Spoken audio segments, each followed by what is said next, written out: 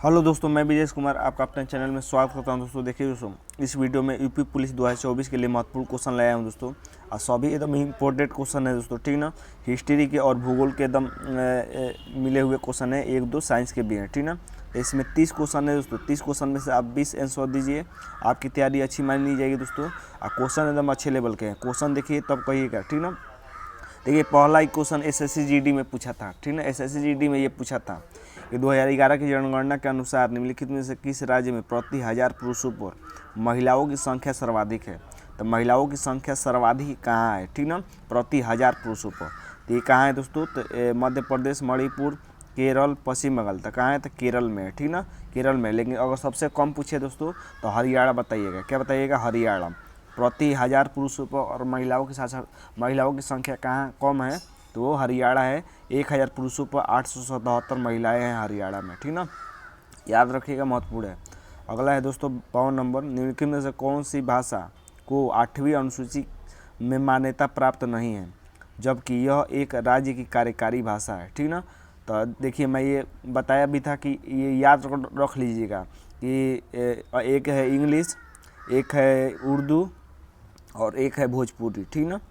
तो भारत की 8वीं अनुसूची में इस तीनों भाषाओं में से किसका उल्लेख है और किसका उल्लेख नहीं है। ये तीनों ऑप्शन देता है बहुत, अब पूछता है कि 8वीं अनुसूची में कौन शामिल है या कौन नहीं शामिल है, ठीक ना। यहाँ पूछ रहा है कि कौन नहीं शामिल है, ठीक ना जी। लेकिन कार्यकारी भाषा है अंक तक क्या हो जाएगा ऑप्शन? अंग्रेजी, सिंधी, कश्मीरी, संस्कृत। तो आंसर हो जाएगा दोस्तों अंग्रेजी, ठीक ना। अंग्रेजी आंसर हो जाएगा 52 का ए नंबर, ठीक ना। अंग्रेजी केवल कार्यकारी भाषा है, इसको 8वीं अनुसूची में शामिल नहीं किया गया है। अगला देखते हैं दोस्तों, 1912 में भारत में प्रथम निर्मित प्रदर्शित फिल्म कौन थी? प्रदर्शित फिल्म कौन थी 1912 में? राजा हरिश्चंद्र, पुंडलिक, लंका दहन, वीर अभिनव अभिमन्यु। कौन आंसर हो जाएगा दोस्तों? तो ये देखिए इसका आंसर हो जाएगा दोस्तों पुंडलिक, ठीक ना। पुंडलिक हो जाएगा। आपने राजा हरिश्चंद्र मारा होगा दोस्तों एकदम कन्फर्म है कि आपने राजा हरिश्चंद्र मारा होगा। देखिए दोस्तों, राजा हरिश्चंद्र ये पहली मूक फिल्म थी। क्या थी? मूक फिल्म थी। इसका उल्लेख 1913, ये 1913 से संबंधित है। यहाँ पर 1912 पूछा है, ठीक ना। याद रखिएगा, ऐसे एग्जाम में पूछता है क्वेश्चन और कंफ्यूज कर देता है, ठीक ना। तो पुंडलिक आंसर हो जाएगा, याद रखिएगा। प्रदर्शित फिल्म कहे तो 54 देखिए दोस्तों, 54 नंबर है कि राष्ट्रीय सुरक्षा परिषद एनएसजी के अध्यक्ष कौन होते हैं? तो एनएसजी के अध्यक्ष कौन होते हैं? ऑप्शन है रक्षा मंत्री, प्रधानमंत्री, राष्ट्रपति, सेना प्रमुख। तो क्या आंसर हो जाएगा दोस्तों? तो ये हो जाएगा दोस्तों प्रधानमंत्री, ठीक ना। प्रधानमंत्री इसके अध्यक्ष होते हैं, याद रखिएगा, महत्वपूर्ण है। यूपी पुलिस का पेपर है तो ये महत्वपूर्ण क्वेश्चन बन जाएगा। एनएसजी के अध्यक्ष कौन होते हैं?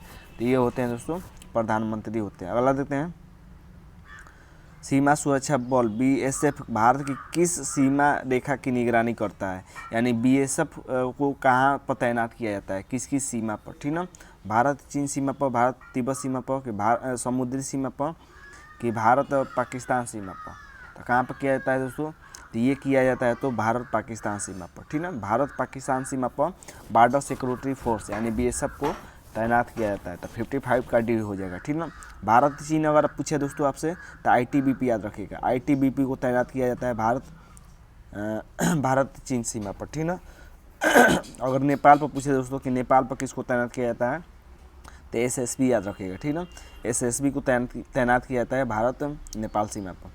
अगला देते हैं दोस्तों कि भारत का एक शक्तिशाली युद्ध उपकरण अर्जुन क्या है? कह रहा है कि अर्जुन क्या है? ऑप्शन है दोस्तों लड़ाकू विमान, युद्धपोत, टैंक की तोप। क्या आंसर हो जाएगा? तो ये हो जाएगा दोस्तों टैंक है। क्या है? टैंक है। युद्ध टैंक एक ही टैंक है। तो ऑप्शन 56 का सी हो जाएगा। अगला देखते हैं दोस्तों, विमान निर्माण से संबंधित हिंदुस्तान एरोनॉटिक्स लिमिटेड यानी HAL कहाँ स्थित है? बढ़िया क्वेश्चन है कि हिंदुस्तान एरोनॉटिक्स लिमिटेड कहाँ स्थित है? बेंगलुरु में, मुंबई में, कि चेन्नई में, कि कोलकाता में। तो ये कहाँ है दोस्तों? तो ये है बेंगलुरु में, ठीक ना, बेंगलुरु में है, याद रखिएगा। अगला है दोस्तों कि भारत की अर्थव्यवस्था कैसी है? महत्वपूर्ण है, विकसित है कि विकासशील है, कि अविकसित है, कि पिछड़ी है। तो ये दोस्तों विकसित है, विकासशील है। क्या है? विकासशील है। 58 का बी हो जाएगा। अगला देखते हैं दोस्तों, भेल, भेल BHEL, भेल किस उद्योग से संबंधित है, यानी भेल किस उद्योग से संबंधित है, इस्पात, पेट्रोलियम, इलेक्ट्रॉनिक्स की विद्युत, किससे संबंधित है दोस्तों। तो 59 का हो जाएगा दोस्तों सी, इलेक्ट्रॉनिक्स से संबंधित है, इलेक्ट्रॉनिक्स से, ठीक ना। अगला क्वेश्चन है दोस्तों, अगला क्वेश्चन कि मौर्यों की राजधानी थी, मौर्यों की राजधानी क्या थी, कनौज, पाटलिपुत्र, वैशाली की उज्जैन। तो मौर्यों की राजधानी क्या थी दोस्तों, तो ये थी पाटलिपुत्र थी, ठीक है, पाटलिपुत्र थी, याद रखिएगा। मौर्य वंश की स्थापना किसने की थी, चंद्रगुप्त मौर्य ने की थी, चंद्रगुप्त मौर्य ने की थी मौर्य वंश की। लेकिन अगर आपसे पूछे कि गुप्त वंश की स्थापना किसने की थी, गुप्त वंश की, तो ये श्रीगुप्त ने की थी, ठीक ना। बहुत लोग गुप्त वंश का पूछता है तो चंद्रगुप्त मौर्य मारकर चले आते हैं। गुप्त वंश की स्थापना श्रीगुप्त ने की थी, मौर्य वंश की स्थापना चंद्रगुप्त मौर्य ने की थी, ठीक है, याद रखिएगा। अगला दोस्तों, संस्कृत व्याकरण के विद्वान पतंजलि द्वारा लिखित ग्रंथ कौन है, यानी पतंजलि ने कौन सा ग्रंथ लिखा है, अष्टाध्यायी, महाभाष्य, अमरकोश, मुद्रा राक्षस। तो कौन सा लिखा है दोस्तों, तो ये लिखा है महाभाष्य, ठीक ना। पतंजलि ने कौन लिखा है, महाभाष्य लिखा है, महत्वपूर्ण है। अष्टाध्यायी पूछे दोस्तों, अष्टाध्यायी किसने लिखा है, तो पाणिनि ने लिखा है ना, पाणिनि ने लिखा है दोस्तों अष्टाध्यायी, ठीक ना। अब मुद्रा राक्षस पूछे दोस्तों, मुद्रा राक्षस, तो राक्षस विशाल होता है, तो विशाखा दत्त ने लिखा है, किसने लिखा है, विशाखा दत्त ने लिखा है दोस्तों मुद्रा राक्षस, ठीक ना, याद रखिएगा, ये दोनों क्वेश्चन महत्वपूर्ण है। अगला देखते हैं, अगला है कि शिवाजी का मंत्री परिषद कहलाता था, तो शिवाजी के मंत्री परिषद को क्या कहते थे, ऑप्शन है मंत्री परिषद, मंत्रिक, अष्ट प्रधान, अष्टदिग्गज। क्या हो जाएगा दोस्तों, ये क्वेश्चन पूछा गया क्वेश्चन है, ठीक ना दोस्तों। तो ये क्या हो जाएगा, तो ये हो जाएगा अष्ट प्रधान, तो अष्ट प्रधान हो जाएगा, ठीक ना। यानी शिवाजी के मंत्री परिषद में 8 लोग रहते थे तो उसको अष्ट प्रधान कहा जाता था, ठीक ना। अष्टदिग्गज दोस्तों, ये अष्टदिग्गज कृष्णदेव राय के जो दरबार में रहते थे उसको अष्टदिग्गज कहा जाता था। तो इस दोनों ऑप्शन में कंफ्यूज मत होइएगा, शिवाजी अष्ट प्रधान आदमी थे और अष्टदिग्गज कृष्णदेव राय, ठीक ना। 63 1857 के संघर्ष के दौरान भारत का गवर्नर जनरल था, कह रहा है कि 1857 जब संघर्ष में था तो उस समय भारत का गवर्नर जनरल कौन था, Lord Canning, Lord Ripon, Lord Dalhousie, Lord Cornwallis. क्या आंसर हो जाएगा दोस्तों, तो ये आंसर हो जाएगा दोस्तों लॉर्ड कैनिंग, ठीक ना। एक याद रखिएगा दोस्तों, देखिए कैनिंग 56 बस याद रखिएगा, कैनिंग 56। तो देखिए 1856 से इसका कार्यकाल स्टार्ट हुआ, तो 56 से स्टार्ट हुआ तो 57 में पूछ रहा है, तो यानी 4 से 5 वर्ष चलेगा, यानी इसी के समय था, याद रखिएगा, ठीक ना। अगला देखते हैं दोस्तों, भारत में सर्वप्रथम स्वर्ण मुद्राएं चलाने वाले शासक कौन थे, यानी सबसे पहले स्वर्ण मुद्रा किसने चलाया था। ऑप्शन है दोस्तों मौर्य, भारतीय, यूनानी, गुप्त की कुषाण। किसने चलाया था दोस्तों, तो ये चलाया था कुषाणों ने, ठीक ना, कुषाणों ने चलाया था, महत्वपूर्ण, ये क्वेश्चन बढ़िया क्वेश्चन है। अगला क्वेश्चन है कि सती प्रथा तथा बालिका हत्या पर कानूनी रोक लगाने का श्रेय किसे दिया जाता है, सती प्रथा और बालिका हत्या पर कानूनी रोक लगाने का श्रेय किसे दिया जाता है, Lord Bentinck, Lord Dalhousie, Lord Canning, Lord Cornwallis. किसे दिया जाता है दोस्तों, तो ये दिया जाता है दोस्तों लॉर्ड बेटिंग को, ठीक ना, लॉर्ड बेटिंग को दिया जाता है, महत्वपूर्ण है, ठीक ना। अगला है विश्व व्यापार संगठन अस्तित्व में आया, विश्व व्यापार संगठन कब अस्तित्व में आया, जनवरी 1993, जनवरी 1994, जनवरी 1995, जनवरी 1996। एकदम पास में ऑप्शन दिया गया है, तो क्या आंसर हो जाएगा दोस्तों, तो ये हो जाएगा दोस्तों जनवरी 1995, ठीक ना, जनवरी 1995 इसका आंसर हो जाएगा। अगला क्वेश्चन है कि अंतर्राष्ट्रीय तिथि रेखा किस रेखा के साथ खींची गई है, जो अंतर्राष्ट्रीय तिथि रेखा है किसके साथ खींची गई है, ठीक ना। ऑप्शन है 360 डिग्री देशांतर के साथ, कि 180 डिग्री देशांतर के साथ, कि 0 डिग्री देशांतर के साथ, कि 90 डिग्री देशांतर के साथ। ये महत्वपूर्ण क्वेश्चन है, बहुत लोग कंफ्यूज हो जाते हैं दोस्तों, ठीक ना।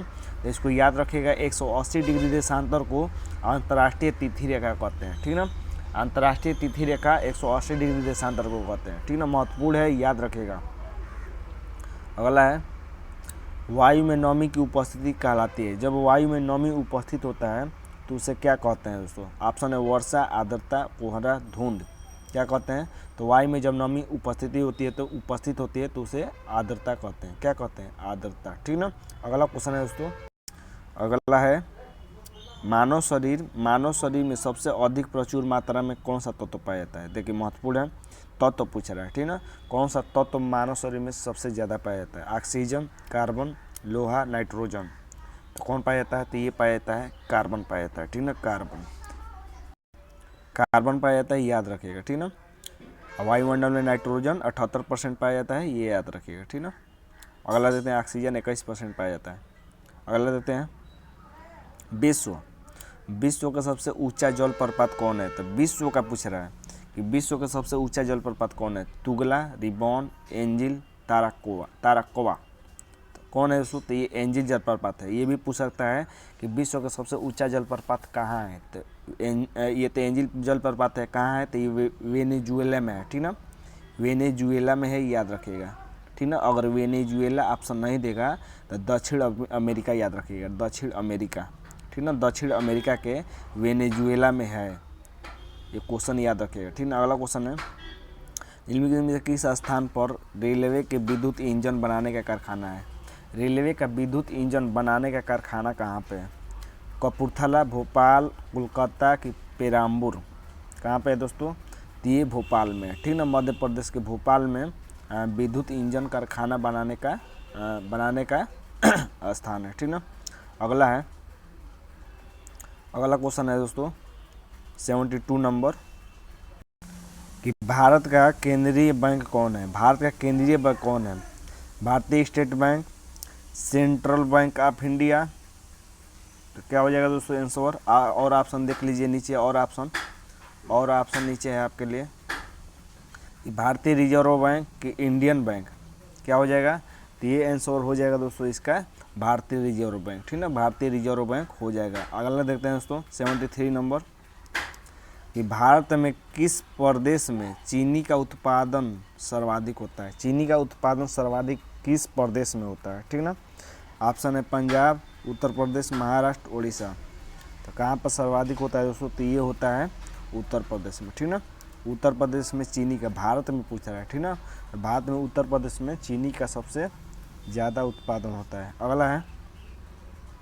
अगला है दोस्तों 74 नंबर, जूम कर लीजिए थोड़ा। 74 नंबर है कि आनंद यानी गुजरात किस उद्योग के लिए प्रसिद्ध है? गुजरात में जो आनंद नगर है वो किसके लिए प्रसिद्ध है? ऑप्शन है दुग्ध उत्पादन, वस्त्र, लोहा, इस्पात की कागज।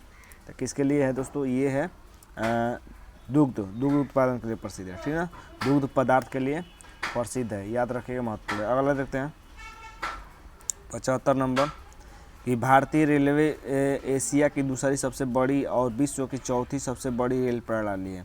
तो भारतीय रेलवे को कितने क्षेत्र यानी जोन में बांटा गया है? तो कितने जोनों में बांटा गया है दोस्तों भारतीय रेलवे को? ठीक ना। ये बांटा गया दोस्तों 18 जोनों में। ठीक ना। 18 जोनों में बांटा गया है। अगला है 76 नंबर कि नोट व सरकारी कागजों की छपाई करने वाली इंडियन सिक्योरिटी प्रेस कहाँ स्थित है? तो इंडियन सिक्योरिटी प्रेस कहाँ स्थित है दोस्तों? होशंगाबाद, नासिक, नेपानगर, सिंगदामपुर।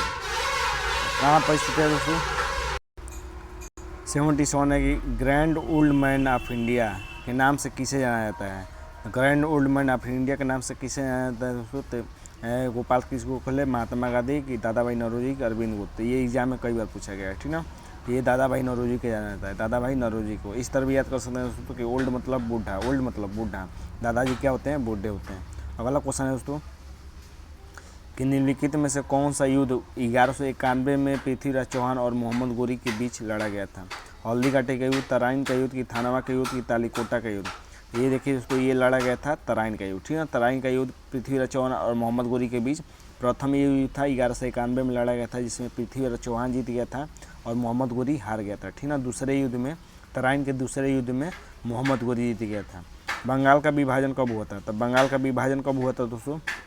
1902, 1903, 1904, 1905। खूब पूछता है ये एग्जाम में, खूब पूछता है। तो क्या हो जाएगा? 1905 हो जाएगा, 1905 हो जाएगा। ठीक है। अगला है कि गांधी जी ने भाग लिया था। तो गांधी जी किस गोलमेज सम्मेलन में भाग लिए थे दोस्तों? ऑप्शन है प्रथम गोलमेज सम्मेलन, द्वितीय, तृतीय की उपयुक्त में से कोई नहीं। ये दूसरे गोल में सम्मेलन में भाग लिए थे दोस्तों। दूसरा गोल में सम्मेलन कब हुआ था? पहला हुआ था 1930 में, दूसरा हुआ था 1931 में, और तीसरा गोल में सम्मेलन हुआ था 1932 में। ठीक ना, तो तीनों गोल में सम्मेलन भी याद रखिएगा। तो दूसरे गोल में सम्मेलन में भाग लेता गांधी जी। तो उम्मीद करते हैं दोस्तों कि वीडियो अच्छा लगा होगा तो चैनल को सब्सक्राइब कर लीजिएगा और दोस्तों तक शेयर भी जरूर कर लीजिएगा। ठीक ना, तो आज के लिए बस इतना ही दोस्तों, धन्यवाद दोस्तों।